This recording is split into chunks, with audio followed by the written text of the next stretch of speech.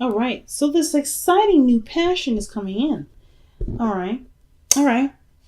Perhaps the situation is this. Some of you guys may have already hashed out the details of what your utopia looks like.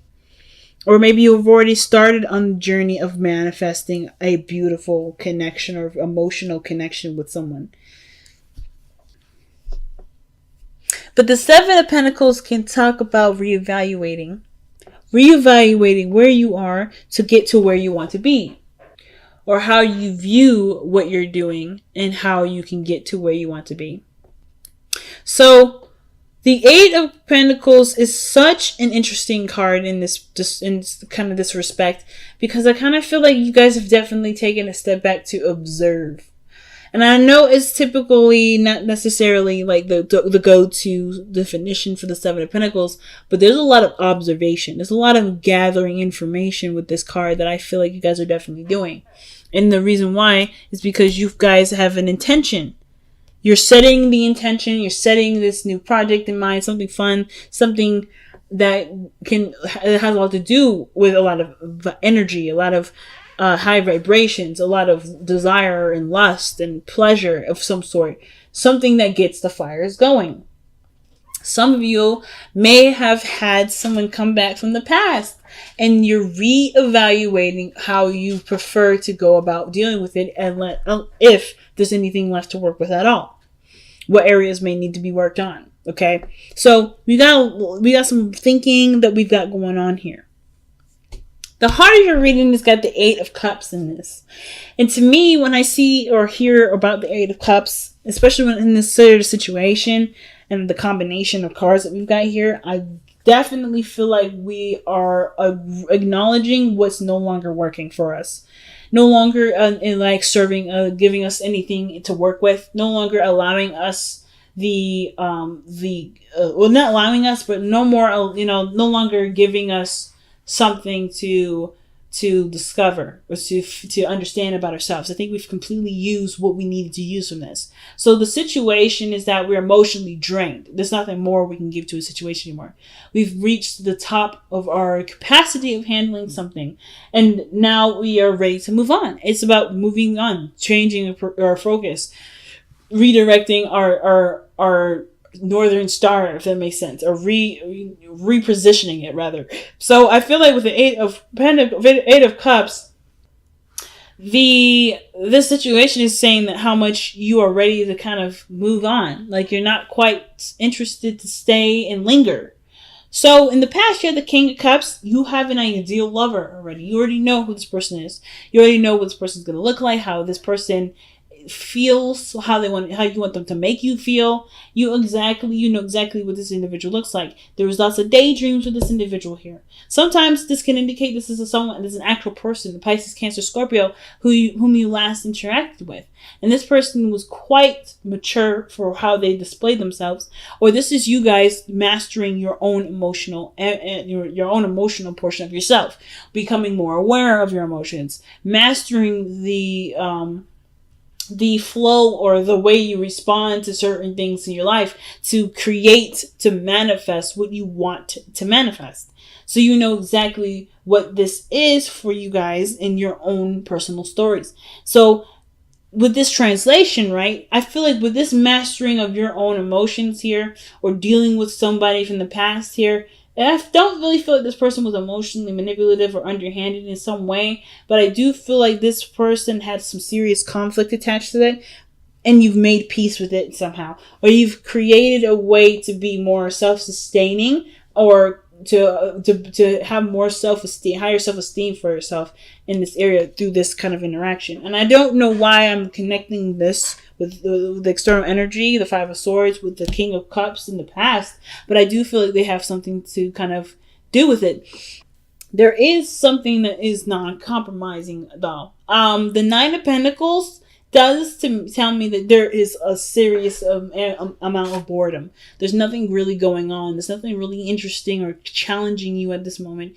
And as much as comfortable as this environment is, it's not giving you something emotionally back. There's something emotional that you're not getting from this situation anymore. So the Five of Swords is coming in where there is this change and perhaps in perspective about how this is supposed to look for you, or what this should look like for other people, or what this should look like for you, rather, right? How this should look, how this should be. So let me see, honestly, why is this Five of Swords coming up in the external energy? The Tower. Unexpected changes and adjustments in your life. Alterations to the magnified degree. But the Five of Swords is a ruthless energy. It can be very ruthless.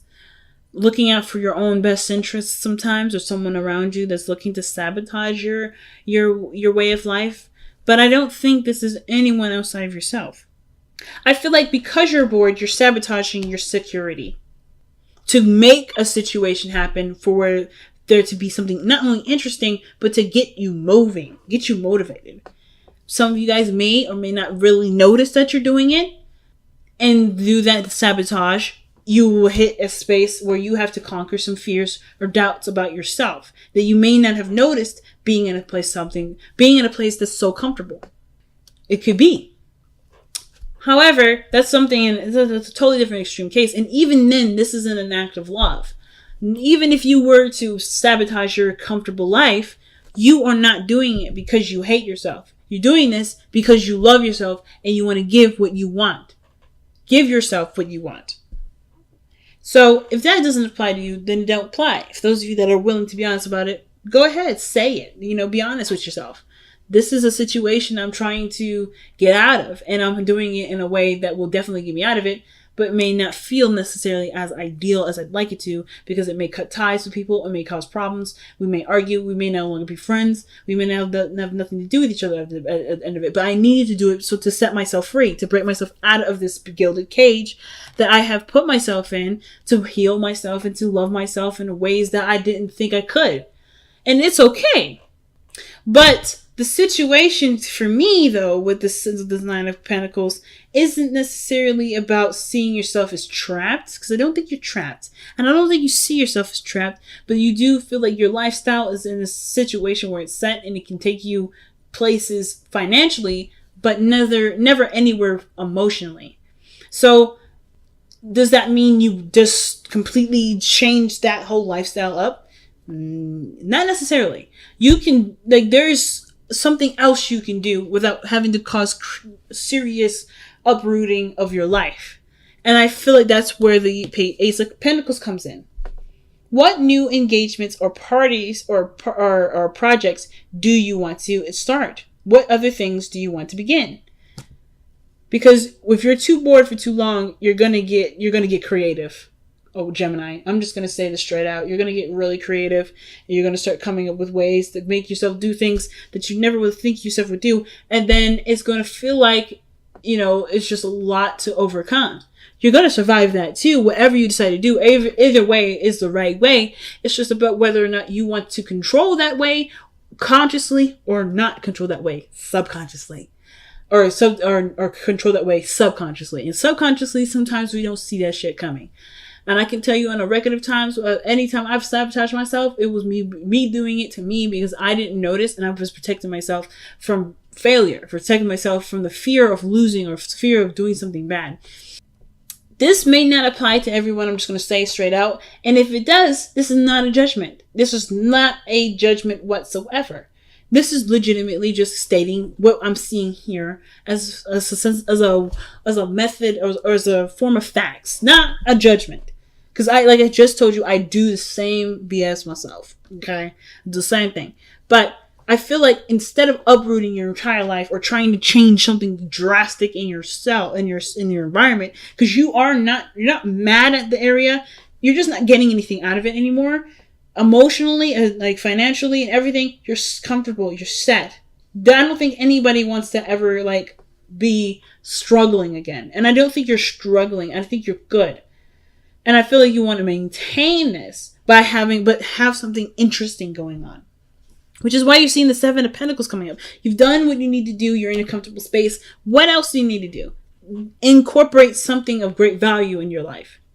You're in a comfortable utopia. You're in a comfortable place in your life. This doesn't necessarily have to change. If you wanted to change, you definitely could start from scratch. It's telling you to do it anyway. But if it's not necessarily the route that you are necessarily trying to go into, perhaps taking something up that's still big, so still gets you moving, that still increases your interest by going after what you are trying to feel. That's best associated with something that you can do now. Okay? So that's what I got going on here. That's what I feel like is happening. I feel like that's the advice. And I feel like you guys are already trying to figure out what to do now. Some of you guys are like, yeah, I'm ready to do something new, something I can actually enjoy, something that I feel is worth my time and energy, that I don't see as work. Now, your hopes and fears is the Ten of Pentacles. Like I said, I don't think you guys want to leave a space where you are financially comfortable, or at least remove yourself out of a position of feeling, of being all right, like financially, stable-wise, emotionally, whatever. Like, you have this connection with yourself, this independent view of yourself. You want to keep that the best as you can. And you can always keep it no matter what situation you're in case you do decide to just like say, you know what, let's start from absolute scratch. And even if it is starting from absolute scratch, the advice is literally what you've been already thinking. But again, if this is not what you want to do, if you want to go ahead and start doing something different, but kind of maintain the same sort of stature, then you can do that. And I feel like it starts by looking at what you want to feel. The Four of Cups. What do you want to feel, Gemini? Super important. Do you want to feel fulfilled? Do you want to feel successful? Do you want to feel helpful? Do you want to feel accomplished? Do you want to mean something of great? Do you want to not mean something of great value to yourself? Which that's still a valid one to go down. Do you want to see how you are in this art form or in this sort of field of work? Is there something about this area that's intriguing, that's interesting to you, that you'd like to discover and learn more of and become efficient in? Whatever those areas are, it's all attached to an emotion. And until you find that emotion, but once you find that emotion, it's going to be super easy to pinpoint what you want to do. And I love this card in the back underneath the deck, and I don't typically look at these nowadays, at least for the videos. I look them all the time for my personal readings, but for the videos I don't do them.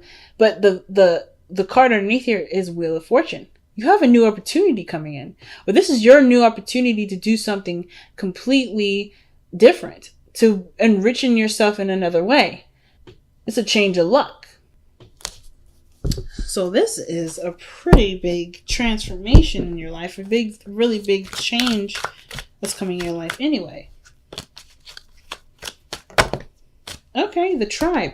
Okay, all right, okay. I feel like there's people around you that are willing to help you. There are people around you that are willing to help you. And it does have a lot to do with the environment that you put yourself in, the people that are willing to work with you, and what role you play in the whole situation too. Most importantly, you have people around you that you can brainstorm, that you can collab with, that you can, maybe bounce ideas off of. And there is a role that you can play in doing that helps other people. You don't have to do this by yourself, as the Nine of Pentacles can sometimes suggest. Doing something solo, or being alone, or doing something without anyone else's help. You don't have to do it by yourself. You can do this with people around you that love you and want the best for you as well. It's just so I feel like if you've got people or a group of people that around you that want you to be happy, or are just as interested as you are about, what your next steps will be, I feel like collabing and bouncing ideas off of them, it will definitely give you some ideas. The Ace of Pentacles, to start working on something. Wow. Let two become one as well. Wow. Interesting. Now, I didn't really see another person in here, but the fact that the King of Cups is in the past, it reminds me that there is another person. Now, I feel like the most of this reading is about you, but two become one. Interesting. It usually implies that there's another person involved, and that your unity does not infringe on your beautiful, unique individuality. But in that sense, I feel like the Two of Cups is saying that in order for you to successfully manifest the King of Cups, you have to embody the King of Cups. This person that you've manifested in the past, he exists within you, and he can come through you. If this is the ideal lover and you haven't been able to, or you haven't necessarily mastered your emotions quite right, or quite immediately, or in the past, you haven't mastered them, don't beat yourself up. This is not a judgment. It's okay. Perhaps this meaning of the King of Cups is about who you've manifested in your life, or who is your ideal person. You have an idea, you have a desire in which you have surrounding a person, or what your other half may be for you. And the only way, and not the only way, but a way of going about manifesting this or starting a new journey is living the embodiment of your person, like being the person that you want in your life. That does mean self-love, self-care, paying attention to your emotions, being emotionally considerate. But this biggest thing is that in order for there to be two, there first must be one. And I feel like that one is you. You have to be who the King of Cups is. If you're not satisfied with your life, if you're not happy with how things are going, you have every ability in you to change it. Of course, I believe you know this. But the most important thing is that if you've manifested, or you've been wanting someone, if you've been desiring another person, that other person exists within you. Otherwise, you wouldn't be able to know what this person, who you wanted. And living in this person, or living as the embodiment of this person, not pretending to be someone that you're not, but to just envision, be who you would want to be with, is exactly what will bring what you want.